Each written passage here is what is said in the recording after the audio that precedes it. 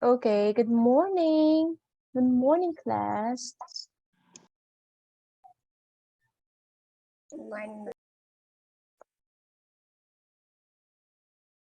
Still waiting for the others, no? 36.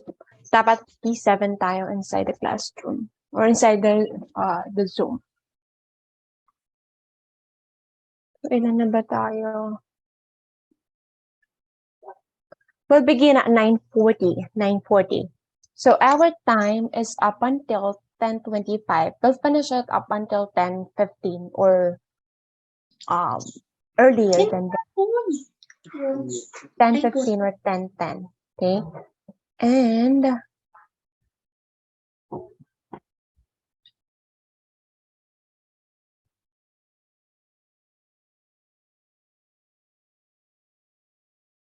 okay, di ba? We were just talking this last week.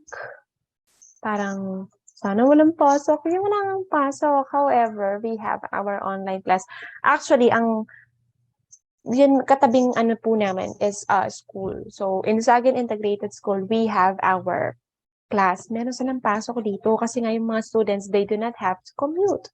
They're just walking. Walking distance lang po kasi ang school dito. So, oh, Audrey. Nag-advance ka, Audrey?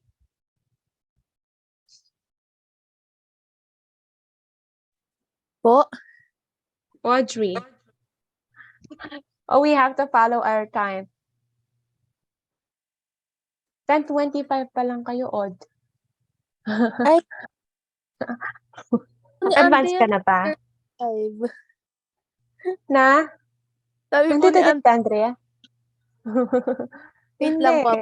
10:25 tayo, di ba? It's okay, it's okay. Wait lang po, ma'am. We were given instruction to strictly follow our schedule. Baka medyo magka-problema tayo later on, no? Pero, buti wala kayong online class.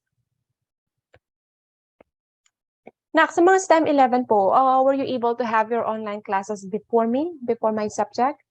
Yes po. Yes po. Very good. Okay.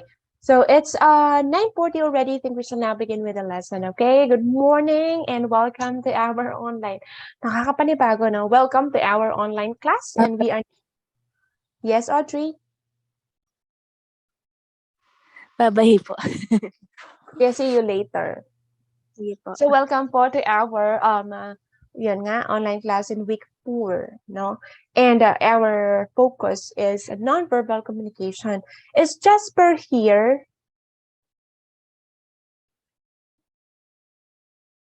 Present po, ma'am. Okay, we are 31 minus ako. So 36 ang wala. Kindly take note of those who are not here. Okay?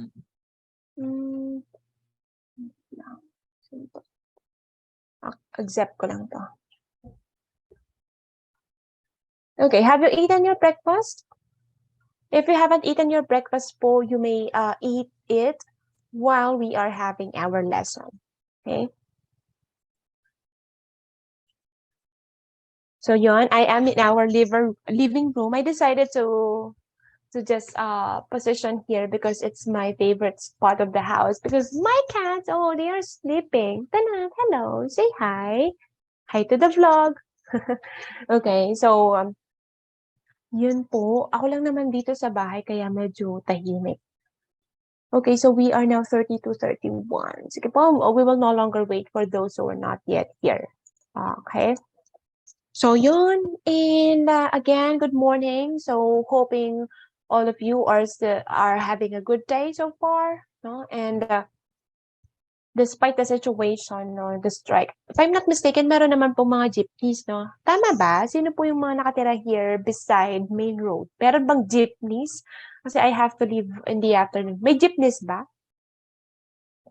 Baka wala akong May masakyan nakita dito. ko kanina, ma'am. Meron. Namamasada naman. Yes po. Opo. Okay. Pala, makakaalis naman. Baka naman kasi hindi ako makauwi or makaalis later. Okay po. Now, before we proceed with week 4, let's have a short recap of what we have discussed last week. Anyone, what did we discuss last week? What did we discuss last week? Yes, Princess. Barrier. Very? What did we... Barriers po. Okay, okay. Sorry, I thought you were saying very. Okay, so yes, we talk about barriers. Dagdagan natin, barriers in communication kasi pwedeng barriers sa daan, di ba? Okay, so we talk about barriers in communication. And aside from that, what else? What do you call the 7 C's? What do you call the 7 C's? What do you call the 7 C's? Anyone? Yes, Angel. Features of effective communication. Okay, very good. The features of effective communication. All right. Now, let us try to recall barriers po. No? What are the different barriers that we have? Can you identify at least two? Can you give me at least two barriers in communication? Yes, Mark. Physical barrier and physiological barrier. Very good. Physical and physiological barrier. Yes, Jasper. Linguistic and psychological barrier. Yes. Very good. Linguistic or semantic and psychological or emotional or slash psychosocial. Okay. Yes, Princess. Do we still have? Cultural barrier. Cultural barrier. Very good. Meron pa ba? May nakalimutan pa ba tayo? So far mentioned na, no? Now, anyone who could identify the 7 C's, effective or the ways to effective communication. Wow, yes, Jasmine.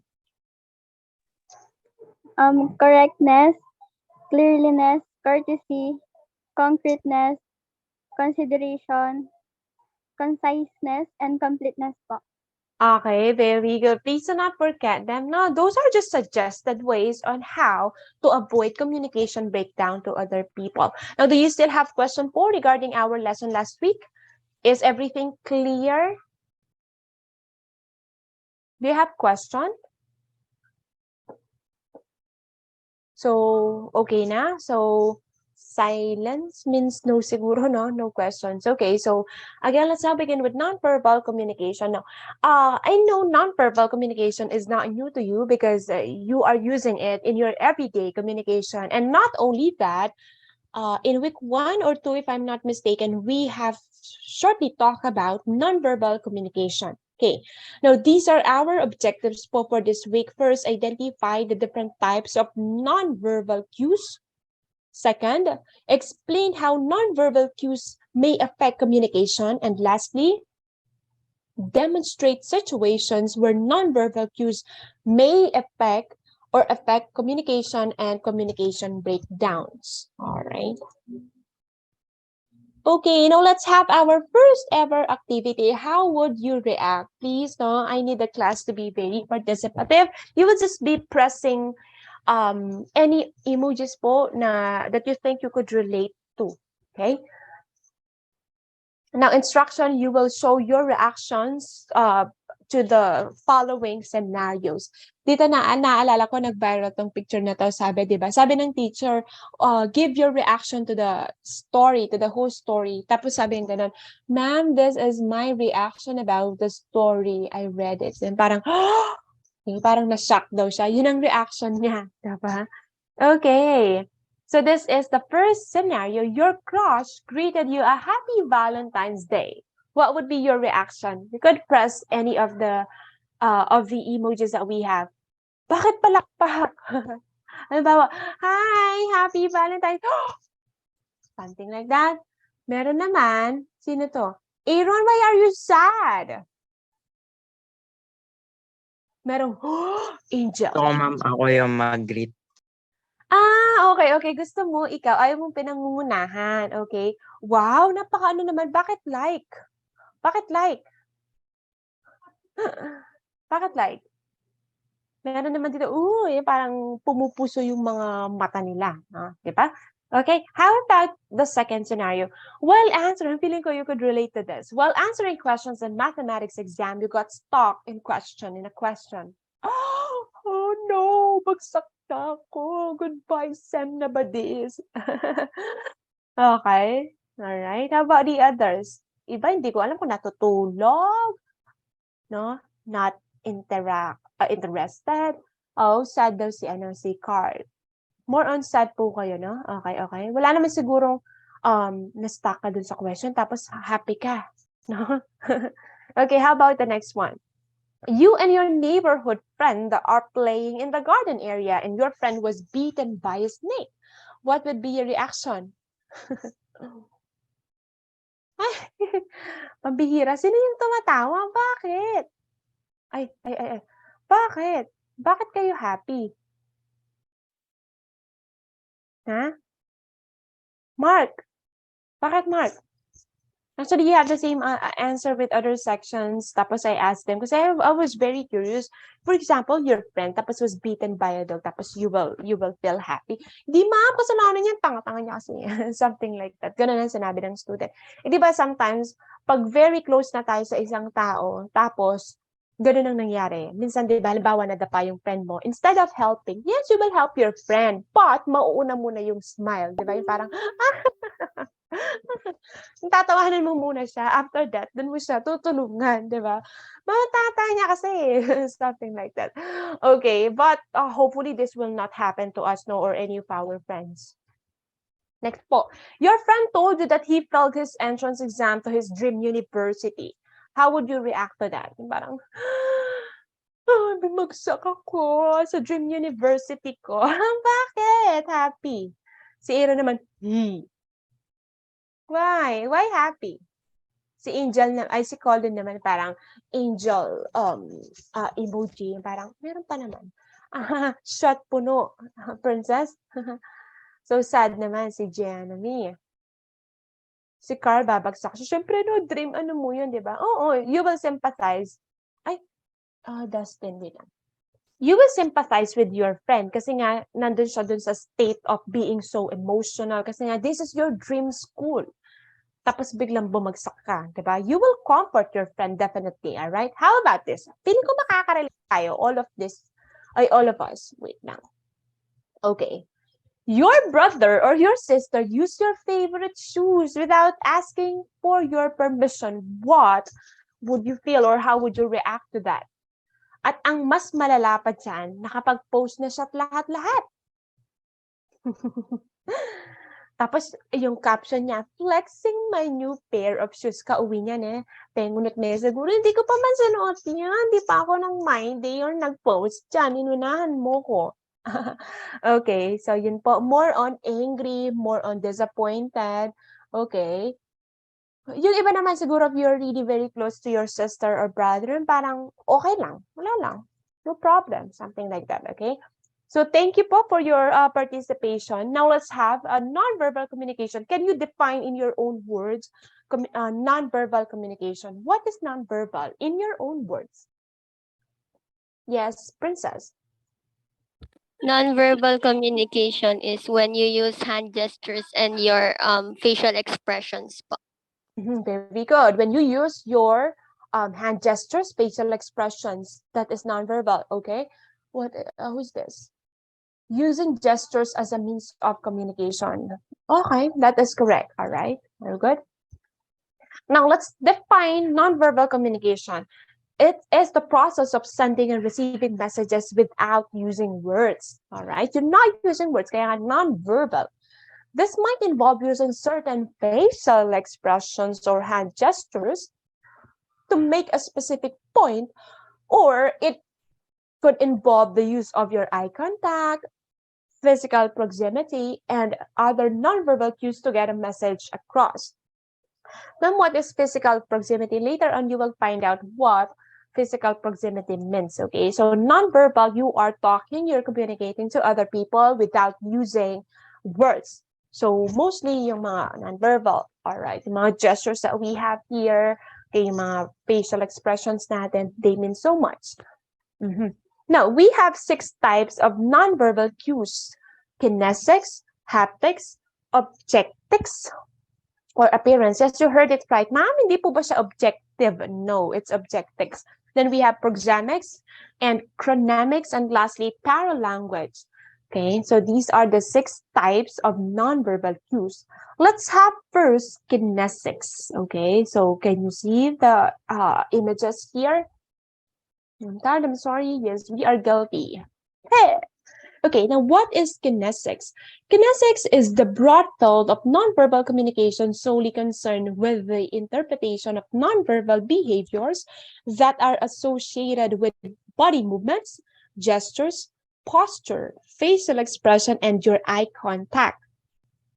Kinesics is most closely connected with what is popularly referred to as the body language. Kinesics, in fact, is a scientific study of the body language. Meaning to say, pag sinabi po natin kinesics, we're talking about our body language. Now, there are different modes of kinetic message. We have your gestures, your body movement, your posture, your facial expression, and then your eye contact. Sabi nila, di ba, if you are joining a pageant or in you are a competition, if you're like parang nahihiya-hiya ka, nasa gilid ka lang, they say that you are not that confident. But if you stand confidently and then you speak confidently, yung parang sa actions lang sa posture, they know, no? People will know that you are confident with what you are doing, okay? And then we also have eye contact, facial expressions. These are very important. Sometimes, di ba, when you like look at someone na parang mali, yung parang tumitirik yung mata mo, or yung parang, you know, no, yung parang nanlilisik ba? Is that the term? Nanlilisik yung mata mo. Yung parang, you know, na parang, there's something wrong. Maybe that person is upset, disappointed, mad, like that, or angry, yun po, no? And then for our facial expressions also, you have to be very careful po, no, with how you show movements, body movements to other people. Kasi po pwedeng sa'yo, it means nothing, but to the person you are talking to, it means something, no? Yung parang may double meaning or may meaning behind your movements. Okay, so that is body language kinesics. Now let's have number 2, haptics. Now, haptics, this is the discipline which studies the sense of touch. Okay. Dito naman po pumapasok yung haptics, yung the sense of your touch. It's a form of nonverbal communication in the way by which people communicate via touching. Yes, you heard it right. Yung simpleng pag-touch lang natin sa ibang tao, it can create meaning. It can communicate meaning, okay, or messages. Although touch can undoubtedly promote physical and psychological well-being, not all touches are the same. Tandaan niyo po yan. Not all touches are the same. Touches come in different varieties and can be affectionate and loving. Totoo yan. Could also be condescending or violent. Just as warm, loving touch can lead to positive outcomes. However, on the other hand, violent touch can lead to negative outcomes such as lowered self-esteem, stress, and illness. No, this is so true. You know what? Yung simpleng sabi dito, touches, not all touches are the same. Sabi ko nga po kanina po, pwedeng yung isang tao hindi siya komportable when you touch him or her. So you know what to do, no? Hindi yung ikaw friendly ka, hindi na walang meaning sa yung pag-touch mo sa kanya, pero dun sa tao na yun pwedeng may meaning. Next time, you know what to do. No, do not do it kasi po pwedeng mag-create ng negative meaning yon, po pwedeng magkaroon ng communication breakdown through that, okay? Then let me just share with you, when we were in college, we had this prof who was very excellent in teaching, no? Kasi he graduated at Philippine Normal University. You know, Philippine Normal University, sobrang galing ng school na yon. So, he was in 60 plus age during our time. He was very passionate in teaching, kaya kahit nasa senior na siya, hindi pa siya nagre-resign kasi talagang mahal na mahal niya yung teaching. No? And then this teacher, mahilig siyang maglibot. Parang ako, katulad ko. Pero yun, medyo touchy siya. Okay, ako hindi naman ako touchy. Boy siya, no, yung teacher namin na yun. So, siguro parang one way to show his love to his students is by means of yung simpleng ganun lang, pag ganun lang, no? Sa amin mga estudyante, it means nothing. Kasi nga for us, it's the love of a father, it's love of a teacher or a second parent to us. So we have a classmate from another province, no? Another province siya, but we do respect this classmate, no? So, yung classmate namin to, very sensitive siya. There were times na after our class with that teacher, she will cry, no? Tapos sasabihin niya, ganun, I was sexually harassed, something like that. So kami naman, we try to educate her that hindi siya ganun kasi nga bago salita lang siya. So from other province pa siya, we try to educate our classmate na hindi ganun yung teacher kasi nga mabait siya and mannerism niya lang yun and it means nothing, no? Okay, edi kaming lahat, even yung mga boys, sexually, excuse my term, sexually harassed niya, diba? So, dumating yung point na very decided yung bata. So, she even wrote a letter, a complaint letter against the teacher saying na parang she was sexually assaulted or sexually harassed, something like that. So, yun. But in the end, parang it was settled naman, no? Naayos naman po yung issue, yung conflict between them, which is good. Kasi nga, napakabait ng teacher no wala mang ginagawa. So, yun po, no? You have to be very careful, ha? With the people you are talking to. Pwedeng sa kanila, okay lang yung hinahawakan, yung simpleng touch, pero pwedeng sa ibang tao naman, hindi pwede yun. Okay? So, yun. And then sabi po dito, wait lang, where is that? Okay.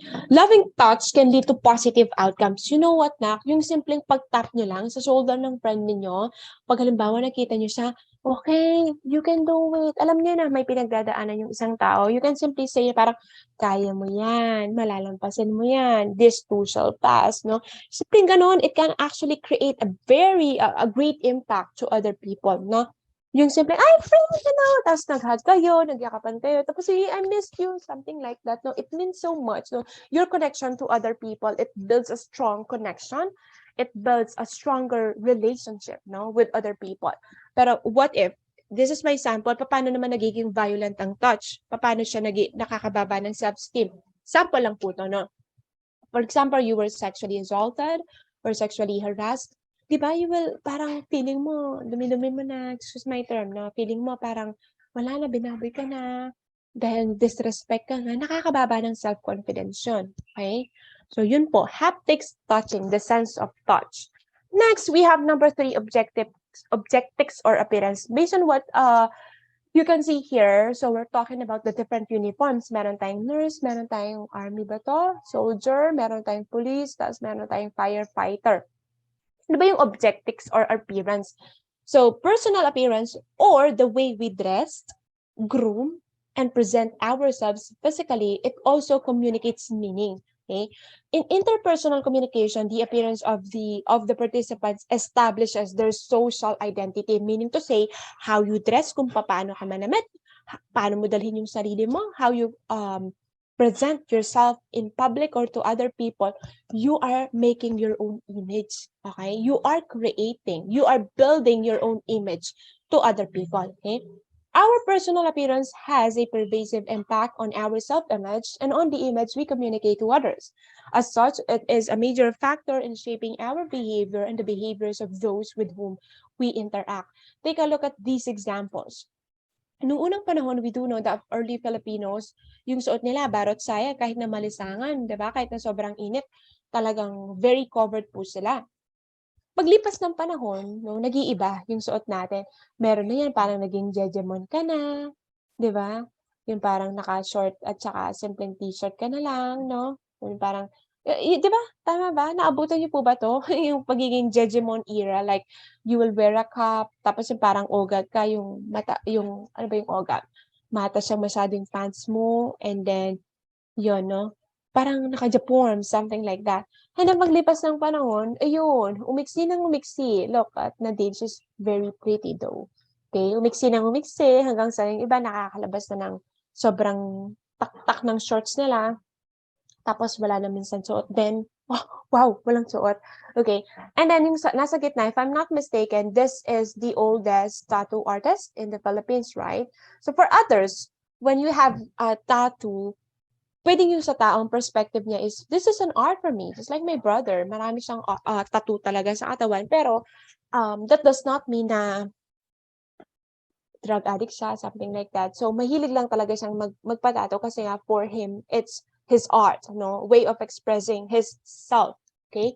His emotions also, and expression, something like that. Expressions, emotions and feelings, okay? But for others, when you have like tattoo, di ba yung parang iniiwas-iwasan ka na, ex-convict yan kasi tingnan mo ang daming tattoo, no? Yung parang gano'n, no? Iba't iba po kasi yan, no? Iba't iba ho tayo. So dito, kay objectives or appearance, how you dress, paano ka manamit, how you present yourselves, you make your own image towards to other people, no? Kanya po, for example, you will be applying, rin, yan pa pumapasok. For example, you will be applying in a company. Of course, you have to wear corporate attire. Alangan naman mag-a-apply ka sa isang kumpanya and then you are wearing, sabihin na natin naka-spaghetti tops ka and then naka-short ka lang, tas naka-chinelas ka. Anong mapapansin nila sa'yo or what do you think will say towards you? What? Nag-a-apply ba ito? Napaka-professional naman, diba? Something like that, no? Another example, you are in the church, you are attending church, tapos naka-two-piece ka o naka-one-piece ka. O kaya naka-cap ka. Appropriate ba yun? Hindi, diba? Anong sasabihin ng ibang tao? Yung makanya niya magmalan eh. No, parang wala siya sa ganon, no? Wala siya sa lugar, something like that. No? So, how you dressed, diba? It means so much. It talks about yourself, your character, okay? Your image as a person. Kaya minsan kapag halimbawa sinabi, mukhang smart looking to kasi tingnan mo yung suot niya, very very professional, something like that, na. So that is objectives or appearance. Now let's have number 4 po, proxemics. Kung mapapansin niyo parang, bakit po may ruler? Diba yung proxemics? Okay? Now, proxemics deals with the use of space in communication. Pag nakikipag-usap tayo dito, pag nakikipag-usap tayo, you are using space, okay? It focuses not only on the ways individuals orient themselves to other individuals and objects in their immediate physical environment, but also on the perceptual and behavioral impact of these spatial orientations. In other words, when we say proxemics, we're talking about your usage of space or yung paggamit mo, 10 minutes na lang, yung paggamit mo po ng space when you are talking to other people. Let's take a look at the examples here. Meron tayong tinatawag na intimate space. It's less than 1.5 feet. Ito, this is applicable sa mga magjowa, boyfriend, girlfriend, husband and wife. Pwede ho yan. Hindi naman, di ba yung parang nandun yung wife mo, yung parang kasama mo lang sa isang bahay. Why? Hello? Something like that. Siyempre, you will talk very close. As in close kasi nga, husband and wife, no? So that is intimate space. Next, for personal space, example that we have here is your relationship with your mother, with your sister, sibling, like that. Pwede rin naman sa relatives mo. Okay? So, this is a son and the mother. Pwede rin naman po yung son to father. Pwede rin naman yung daughter to mother or yung son to father, like that. Okay? Pwede rin naman yung sibling to sibling, okay? Na relationship, okay? Personal space. Now, we also have the social space. This is 4 to 12. Pwede to sa classmate mo but you're not that close to your friend. Pwede rin naman siyang stranger lang, okay, napadaan lang, okay. Pwede rin po dito yung teacher to student. Pwede rin dito yung teacher to our heads or to our bosses.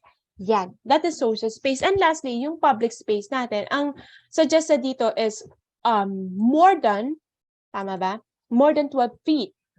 So, yun po, no? Public, that is public space. So, for example, minsan napadaan ka lang, ganun. Hindi mo naman talaga kakilala yung isang tao. No, yun. Okay? Ma'am, paano po kung halimbawa yung classmate ko, sample, classmate ko po si Trisha. No? Hindi naman po kami magkapatid, hindi naman po kami magjowa, parehas kaming babae. But we are very close and we talk like, wow, we have this intimate space with each other. That is considered, that is okay, that is acceptable. So, in here, when we were talking about space, we're also talking about your relationship with other people, how deep your relationship with them. Okay? So, kung magkaibigan lang kayo, pero you're talking like parang magkadikit na kayo, pwede din rin siya. We could also consider that one intimate space. Uulitin ko, it depends on your communication with other people. Okay? Pwedeng kaibigan mo lang siya, pero parang you treat each other like brothers and sisters, pwede po ang intimate space dyan. Okay? So again, when we talk about proxemics, we're using space in communication. Okay? Space. Kanya nga, di ba, kung halimbawa, someone is talking to you, parang gusto niyang mapalapit sa'yo, parang hindi mo siya masyadong bet, medyo, di ba, lalayo ka ng konti. So, ganun din po, no? Non-verbal. Dapat marunong kang makiramdam, sabi nga nila. And then we have number 5, chronemics. Before we proceed with chronemics, let's have a review po muna. First is kinesics. We're talking about the body language, like your gestures or body movements, your facial expressions or eye contact. Number 2, we have haptics. It's the sense of touch. Third, objectics or appearance, the way we dress, the way we groom ourselves, no? It means so much because we are creating, we are making or building our image to other people. Number 4, proxemics. It's the use of space when you communicate to other people. Number 5, we have chronemics. Try kong tapusin ito, no? Kasi 6 minutes na lang po. We have chronemics. Chronemics is a discipline concerned with the study of a person's time. I really like this. Feeling ko makaka-relate karamihan sa inyo. Sabi dito, when you spend time with another person, this means that that person is important to you. Tama po ba? And you want or you are making your desire to develop or maintain a close relationship with that person. Diba? See, you will not communicate with that person if you are not interested at him or her in the first place. But if you want to have a stronger relationship with that person, you will longer the communication. Diba? You will reply easily. Sometimes, the best way to signal relational closeness is to spend time with someone when you spend time with other people. Similarly, sabi dito, being on time. Halimbawa, may meeting kayo, tapos mas maaga sa time, dumating ka na. O kaya naman late yung friend mo, but you are still waiting for that friend. When you share conversation with that friend, okay, that means you are devoting your time to that people, okay? And it play a role in the level of emotional closeness someone feels or for one another. Chronemics, okay? Chronemics, it's the study of a person's use of time. Yung paggamit nyo ng time towards other people, okay? This is a sample. For example, nag-message ka ng 23:47. Nag-send siya 23:48 hanggang kinabukasan 2 araw, 3 araw na hindi pa siya nag-reply. You know na what it means, okay? Hindi na natin ipipilit kung hindi natin mapipilit talaga. Hindi na natin sa ipipilit. No? Huwag na tayong lumaban, alright? Kung alam naman nating parang uninterested yung isang tao. And siguro dito, I would like to also include yung being grateful po, no? And being thankful if someone spends his or her time sa inyo. No matter how busy a person is, no? Parang gagawa at gagawa siya ng time. Yung parang at the end of the day, meron lang mangumusta sa'yo, like, oh, how is your day? Kumusta ka naman? I heard na medyo pagod ka lately. Kumusta ka? Kaya mo yan, ha? May magsan lang ng ganun sa inyo. It means you mean so much to that person. Kasi bakit kanya paglalaanan ng time, 'di ba? Kung hindi ka naman importante. You do not mean so much to that person, no? So, you have to be grateful. And siguro masasabi ko din here na it's important also to spend time with our friends, with our family. Yung simpleng pag-message lang sa kanila, yun nga yung simpleng, yung ito, no? The reason why we are studying these nonverbal cues is for us to be aware, no, and to like have knowledge on the nonverbal communication. At least makakakuha ka ng parang hint na parang hindi na siya interesado. Okay, walk out na ako, back off na ako, back out na ako, something like that, no? O minsan naman parang simpleng touch lang, makakapag-motivate na yon sa ibang tao, okay? So that is chronemics, the use of time. Importante ka sa isang tao pag gumawa siya ng time. Iba ang I don't have time sa making time. Parang I read a quotation before but I forgot the exact quotation po. Sabi dito, when someone makes time for you, you are very important to that someone. No matter how busy as a that person is, kung talagang interested siya sa'yo, he or she will make time for you. Tandaan niyo po yan. Okay? So that is chronemics. Next po, we have the paralanguage. Ito maraming relationship ang nag-over because of paralanguage. What is paralanguage? It's a technical term for the voice cues that accompany spoken words.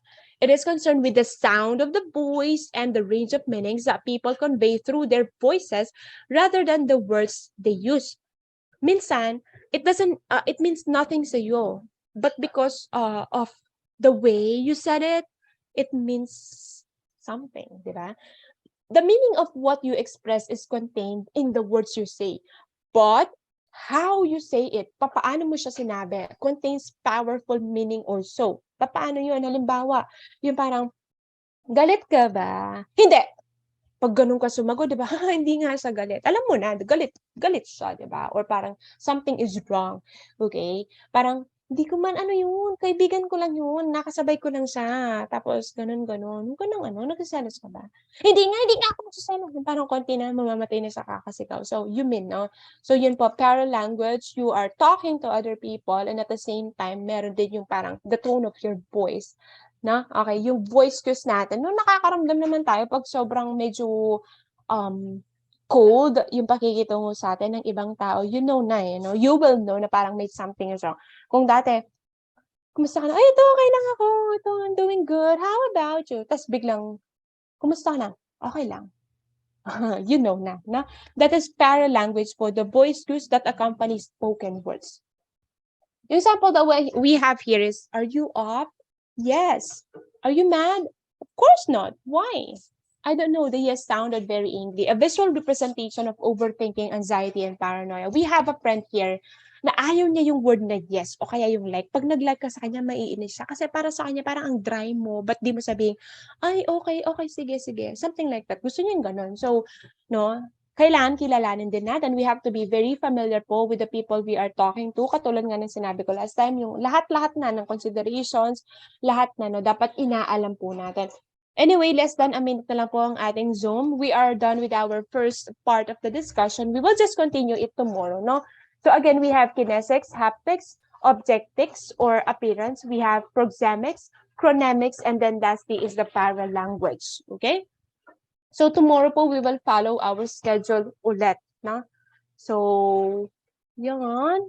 We're done with our first part of the discussion. Okay? Kung may question kayo, send lang sa GC. Alright? May question ba?